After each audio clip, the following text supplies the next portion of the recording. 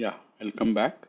So today going to do uh, we are going to understand the concept of distributed windings and how we create a three-phase rotating MMF wave. These are the two major concepts that I plan to discuss in today's lecture. So what I have here is first of all just a simple thing, a rotor. Actually, even the rotation is right now not important, but there is a rotor which can rotate in the anti-clockwise direction like this, and this is called a stator. The outside core is called the stator. It's also called armature. So armature or stator does not rotate in our case, and the rotor actually rotates. Typically, on the armature, we will have three-phase windings, which I had discussed in the earlier lecture, that I have not drawn right now. What I am focusing is on a distributed winding concept. So what I have done is I have drawn a distributed winding here on the rotor. So this current comes, dot means current comes out, and cross means the current goes in.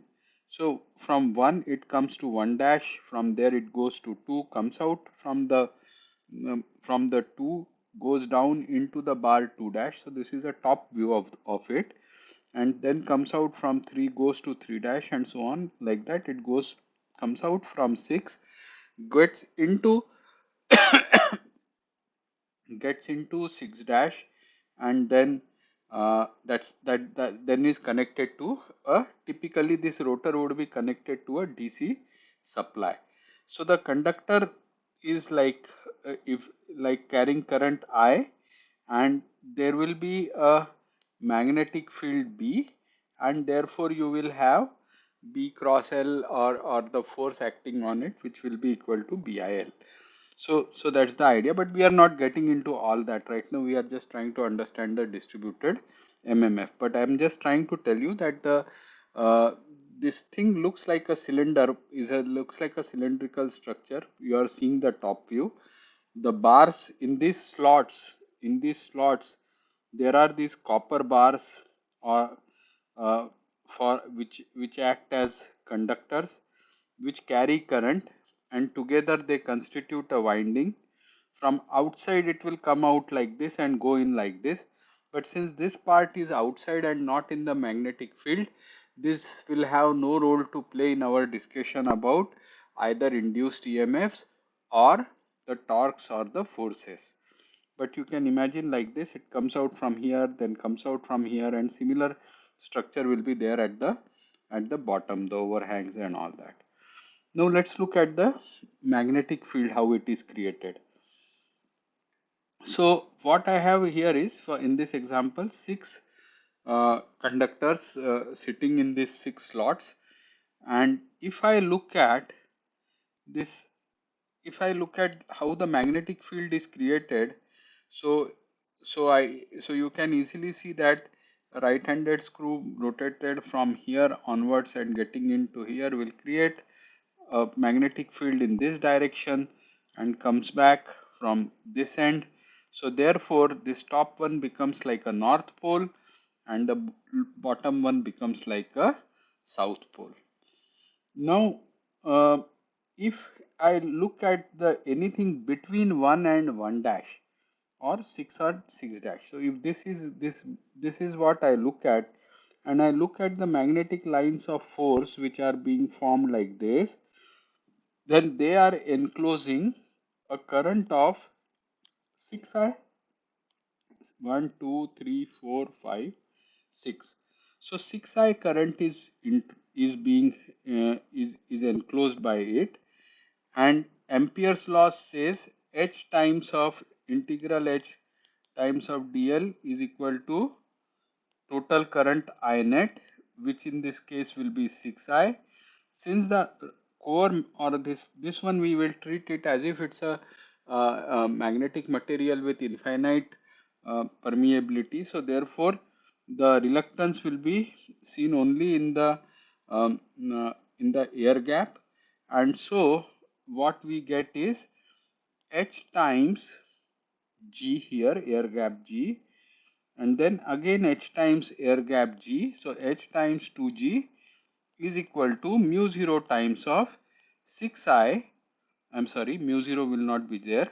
So H times of 2G, this is the Ampere's law, is H times of 2G is equal to 6 of I, or H is equal to 3 of I in the air gap. Therefore, B will be equal to mu 0 3I.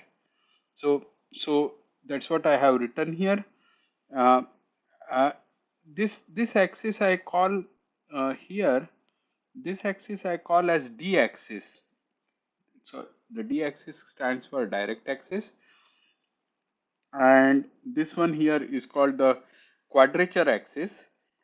Now, if the rotor rotates, then the NS pole here will make an angle of theta with the D axis, or the reference axis here, or the D axis will rather make a angle of theta with respect to the uh, reference axis. So these two axes are used for reference. We'll come again to that a bit later on. So just now I showed you that in this area 1 1 dash, the B will be equal to 3 mu 0 by G times of I. Now let's look at what happens when I take a closed path like this. Okay, and this magnetic fields, please understand, from the upper side will be directed radially outwards, and from the lower side will be directed radially inwards. If it is radially directed outwards, I'll consider it as positive, and if it is directed radially inwards, then I will consider it as negative. So now if I look at this closed path, then it encloses a current of 4I. 1, 2, 3, 4. So it encloses a current of 4I.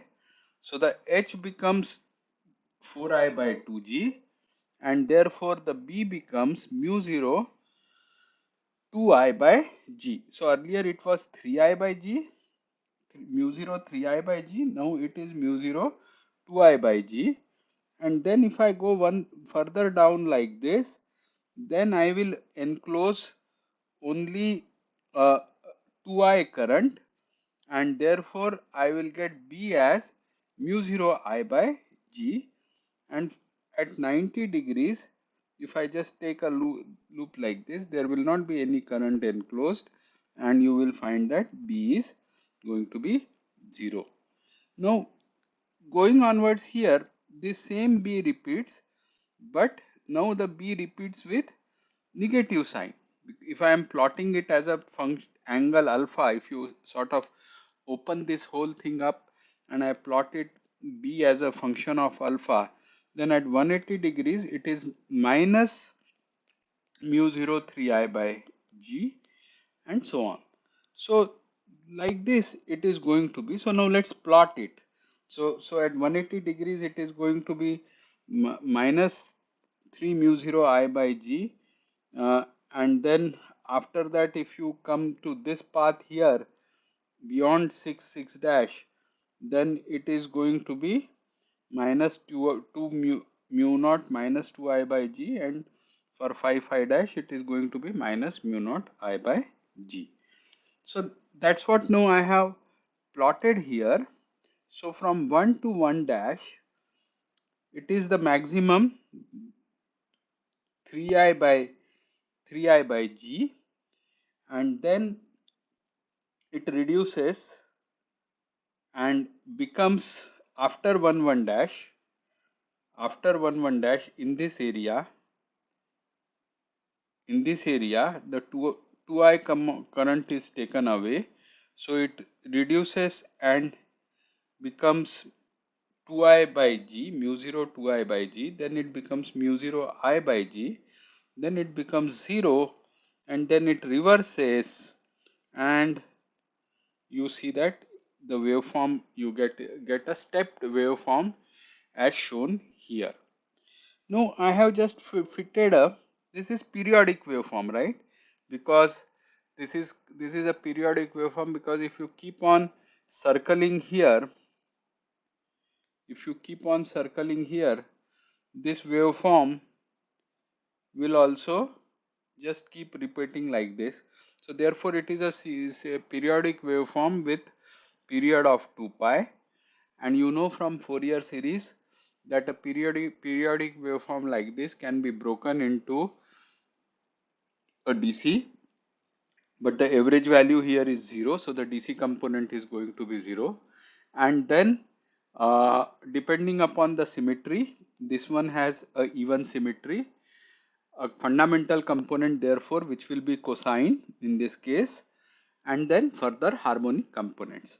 So that fundamental component in a rough way I have sketched here. Now, ideally, we want a MMF wave to look like a sinusoid. Why? Because we want B to look like a sinusoid. That's something that I have done in the previous lecture, that why we need B as a sinusoid, where I talked of tapering the poles. But now here I am trying to get the same concept through the distributed winding.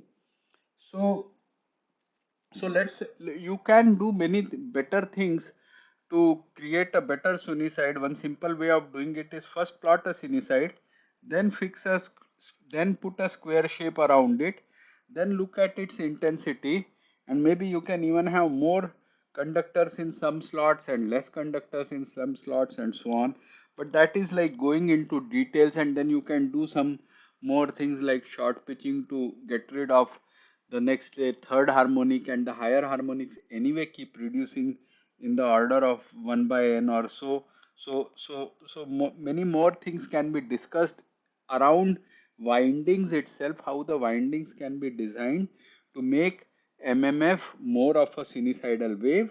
But today all we are going to say is that this stepped waveform can be approximated by a sinusoid, and that's what we are going to stop. That we are not going to discuss harmonics any further in this class.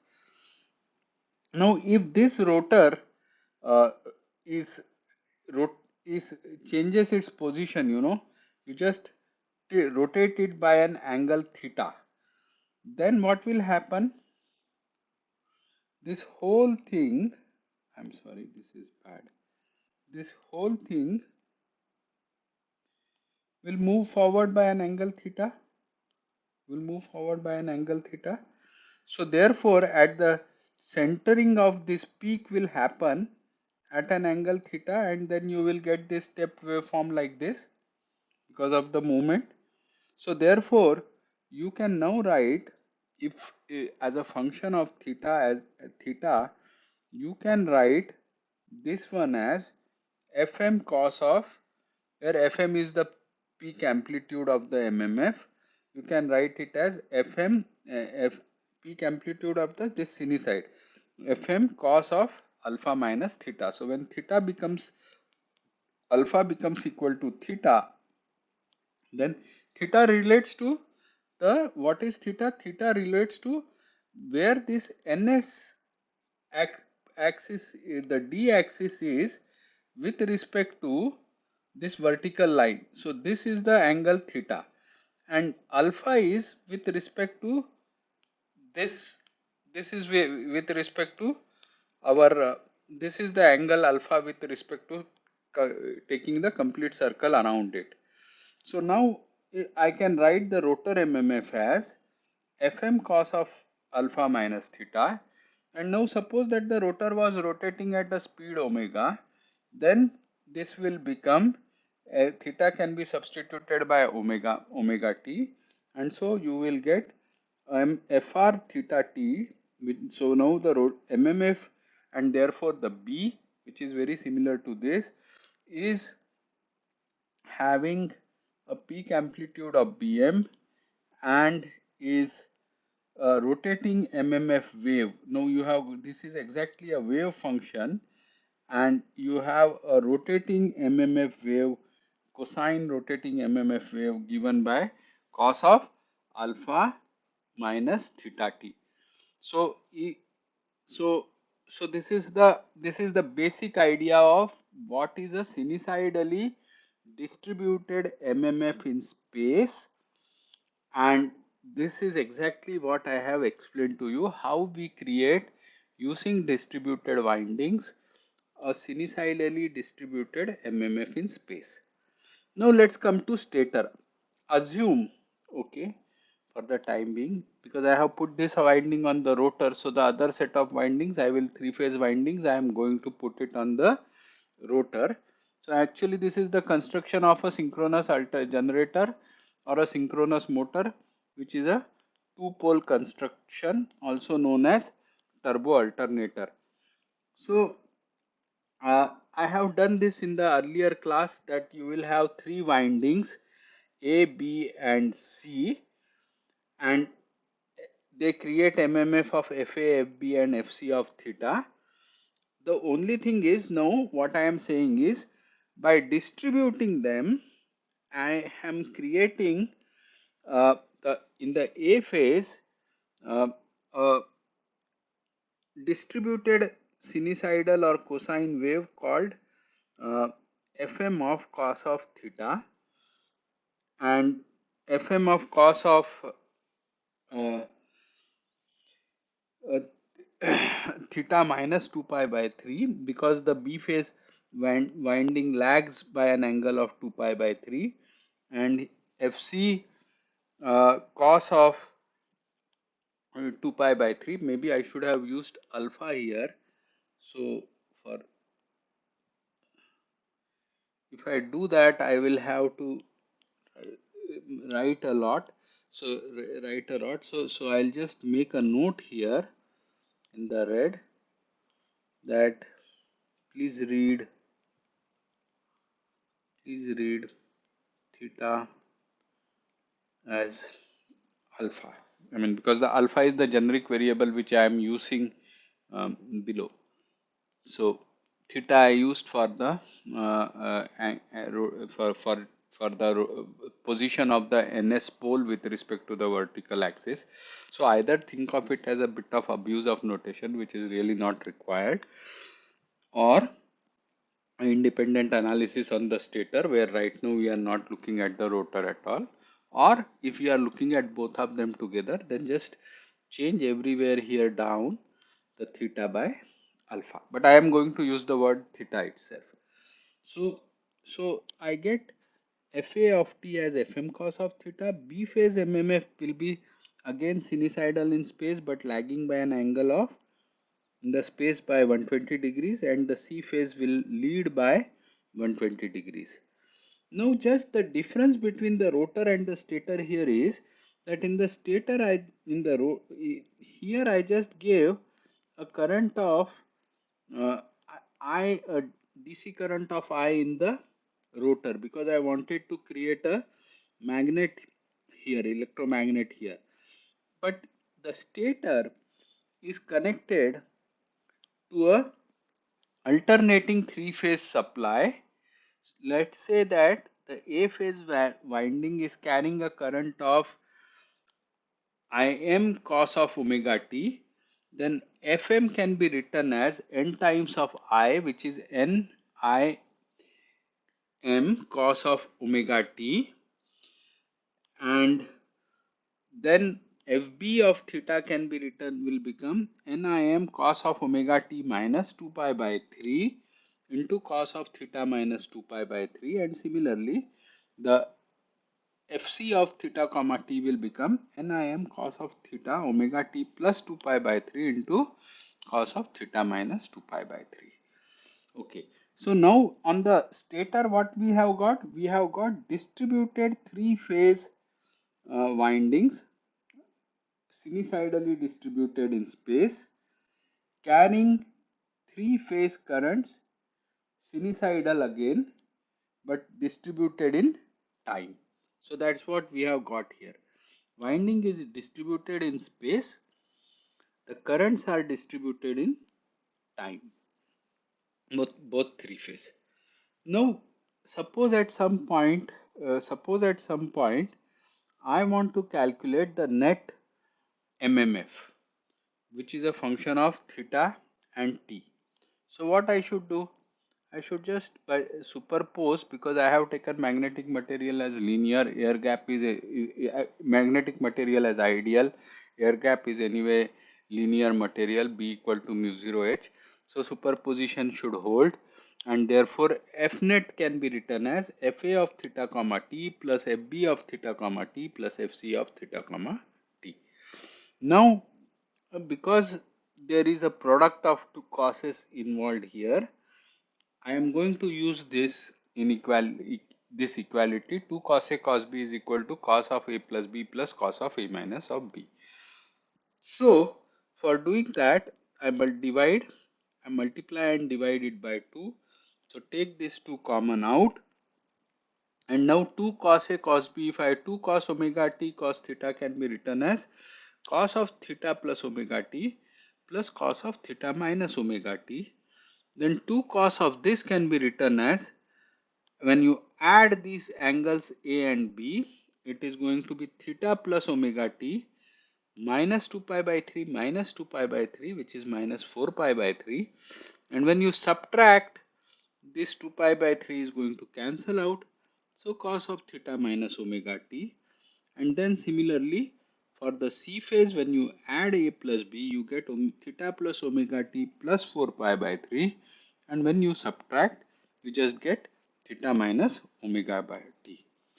So now we have seen this earlier, that this summation is going to be 0. I am not going to work it out again for you. You can easily check out if you are not satisfied in many ways, that this summation is this, because of symmetry, this sum is going to be 0, and therefore, and this being the same 3 times, we get f net of theta comma t to be equal to 3 nim by 2 cos of theta minus omega t.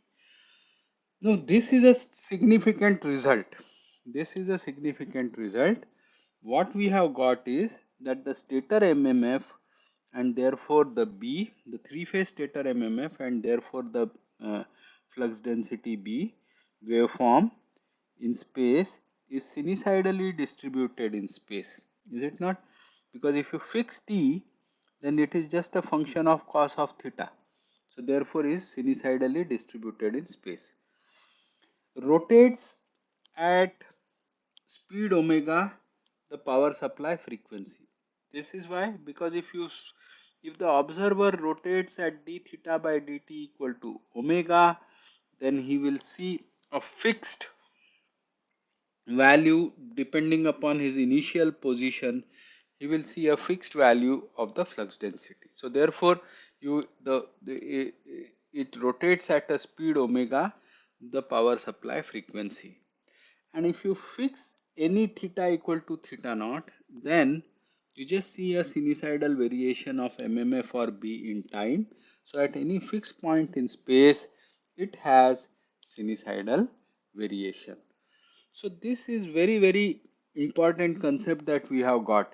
Now what we have shown is, in this particular case, if this was a synchronous generator or a motor, you have a rotating MMF wave, and you have a rotating MMF wave from the stator and a rotating MMF wave from the rotor, and both of them rotate at the same speed omega. That's why the word synchronous machine is used. The supply frequency and the rotational frequency of the machine has to be matched. That's how the synchronous word comes. And if that is done, you can both, using the interaction between Fs and Fr, you can create both a generator action or a motor action. Those things are for future. Those discussions are for future.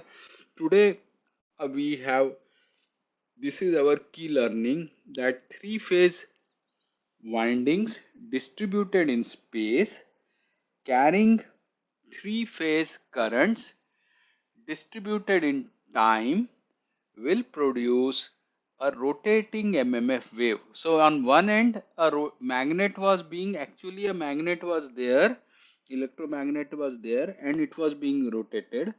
But on the other end, on the stator, though there is nothing rotating, even there also we are able to create a rotating MMF wave. Is this not a very fantastic result? That in spite of no rotation in the stator, if you look at, forget for the timing, assume rotor currents are zero, with only three-phase stator winding, then also you will see as if the stator is creating a magnet which creates a sinusoidally distributed MMF or B structure in space, and this whole thing rotates at the speed omega. When the rotor is also magnetized and it is also rotated at the speed omega, then we get a synchronous three-phase synchronous machine, which is either a generator or a motor. Let's take a halt here. Let's take a break here. Let's stop here for today. Thank you.